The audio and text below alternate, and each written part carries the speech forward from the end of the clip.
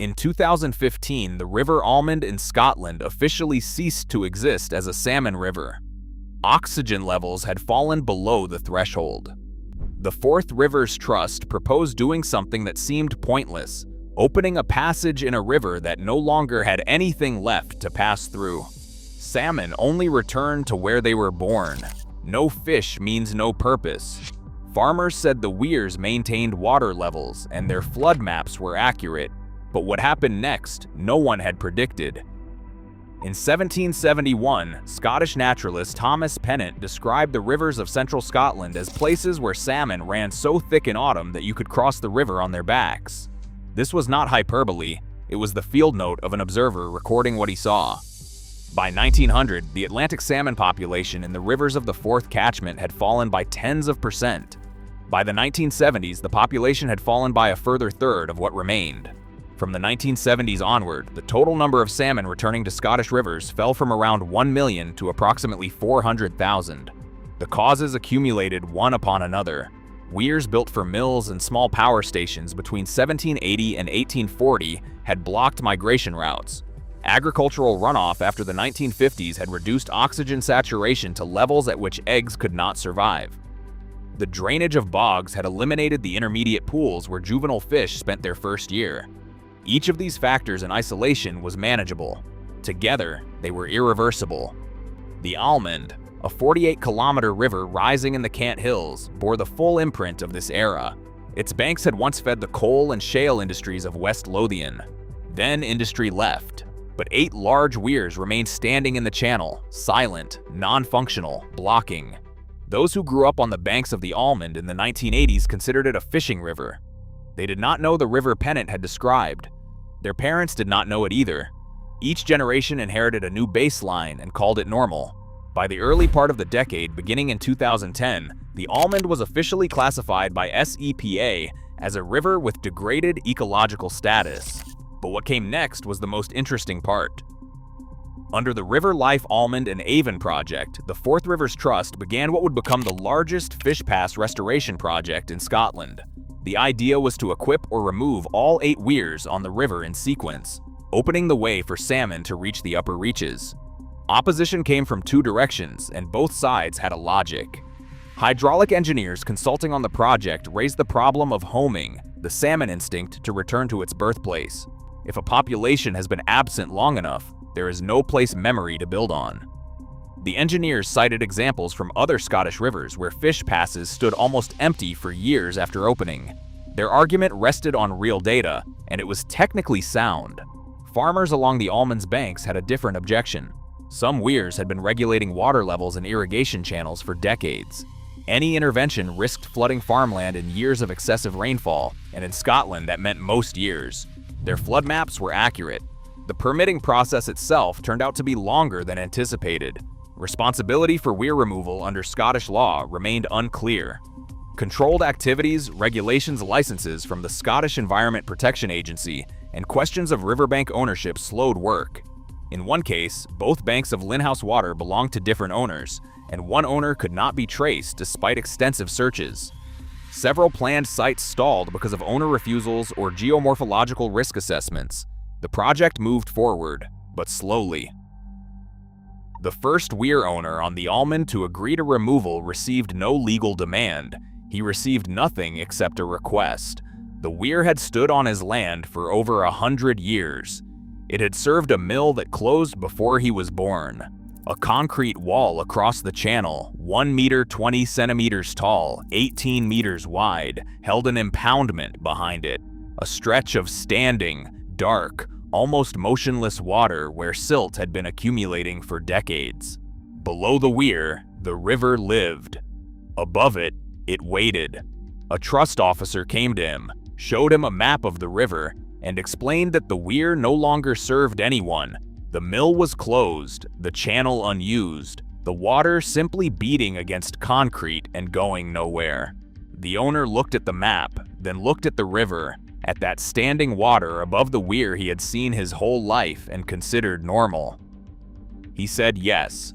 This was not a victory over resistance. It was a different kind of conversation, between a man who owned a stretch of bank and a man who explained what was actually happening to that stretch. Not all owners responded the same way. Some stayed silent, some refused. One on Linhouse Water could not be found at all because both banks belonged to different people, and one of those people had disappeared from the records. But the first yes meant the process was possible. Between bureaucratic deadlock and an immovable weir, a third option existed. Simply show up and talk. The Morton Quarry Weir on the Linhouse Water tributary stood in a steep gorge, and no heavy machinery could descend. It was dismantled by hand in 10 working days. Layer by layer, first the concrete shell, then the natural stone beneath it. When the final layer was removed, an impression was found in the rock, a fossil, a tree-like plant that had lived 300 million to 360 million years ago, Lepidodendron, a club moss of the Carboniferous period, long before the first fish in these waters, long before mills, weirs, or people with restoration plans. They opened the river, and beneath the concrete they found time that had nothing to do with any of these projects. Work proceeded in stages. The first Larinia fish passes were installed at the Kirkton and Gowden Bridge weirs in 2017. The Seafield Weir, one of the last and most impassable because of its size and construction, was fully removed in 2022. Combined with the completion of work on the remaining weirs downstream, this opened 38 kilometers of upper reaches that had been inaccessible for over 100 years. They opened the passage for salmon, but everyone came through. The EEL was the strangest of them. It is born in the Sargasso Sea, 4,000 kilometers from Scotland, and arrives here as a larva the size of a fingernail. It spends up to 20 years in the river. It grows. Then one day it turns and goes back to the Sargasso Sea to spawn and die. No weir was ever part of that plan. It had simply been standing below the threshold and waiting. For years, some for decades. Sea trout, brown trout, burbot. The burbot, a nocturnal predator, had not been seen on the Almond for so long that local anglers dismissed the first photograph as a misidentification. The project was called a Salmon Restoration Program. In the documents, salmon. In the reports, salmon. But the river did not read the documents.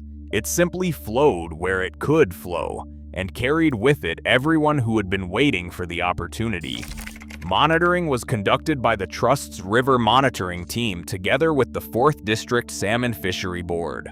They used underwater cameras, acoustic counters, and field surveys to count reds during the spawning season. The first data after the lower fish passes opened showed that fish were entering the system. Not many, but entering. By the spring of the following season, fish were recorded above the second weir. This meant salmon had not merely entered, they were moving upstream, searching for suitable gravel. A researcher standing in cold water in October 2019 was watching an oxygen meter. The reading held at 11.4 milligrams per liter, significantly above the threshold required for egg survival. But archived data from SEPA for the same location in 2015 had shown 6.8 milligrams per liter. Something had improved, and not because of the fish passes. The structures allowed fish through, but they could not change the water chemistry. He commissioned an analysis of hydrological archives. The answer came later, and it was unexpected. Running in parallel with the Almond project, several farmers in the upper reaches had gradually restored riparian buffer strips under Scotland's Agri-Environment Subsidy Scheme, which had nothing to do with salmon. Strip width, 6 to 10 meters. They retained nitrogen runoff.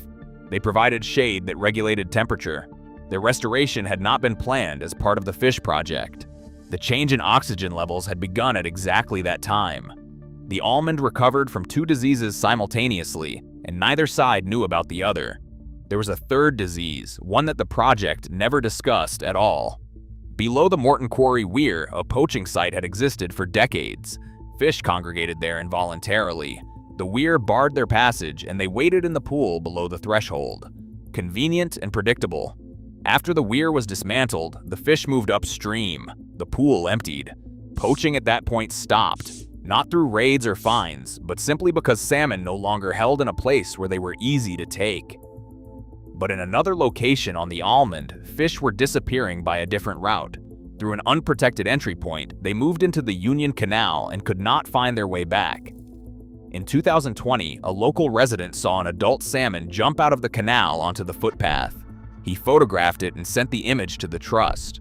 Eventually, Police Scotland intervened, and Canal Scotland installed a protective screen. The river had been saved from one direction for years. From the other direction, it was losing fish quietly, without witnesses, until someone happened to be nearby. There is one more cycle, slower than all the others. After spawning, salmon die in the river. Their bodies decompose and feed the bankside trees with nitrogen. The trees grow, provide shade, and cool the water. Cool water retains oxygen. Oxygen allows the eggs to survive. The salmon that died this autumn create the conditions for the salmon that will be born next spring. It returns, and it leaves behind a river better suited to returning than the one it arrived in. But even more unexpected was the method by which this could be confirmed. Alongside traditional monitoring, the trust used environmental DNA, eDNA, to analyze the genetic material that fish leave in the water through their mucus, scales, and excrement. eDNA detected salmon genetic material at points above both weirs before any live fish had been visually confirmed there. Then the DNA of larvae appeared, 11s and fry that had hatched right here in the Almond's tributaries from eggs laid that same winter. The researcher looking at these results left the room, came back, looked again. The almond is not an exception. It became part of a broader shift. Between 2021 and 2024, Scotland's barrier removal program opened 1,400 kilometers of waterways to salmon migration. For comparison, the entire Scottish coastline from west to east is around 1,600 kilometers. The Clyde was once one of the most polluted industrial rivers in the country.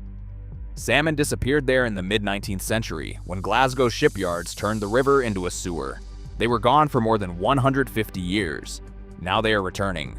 The entrance was opened and the water became suitable.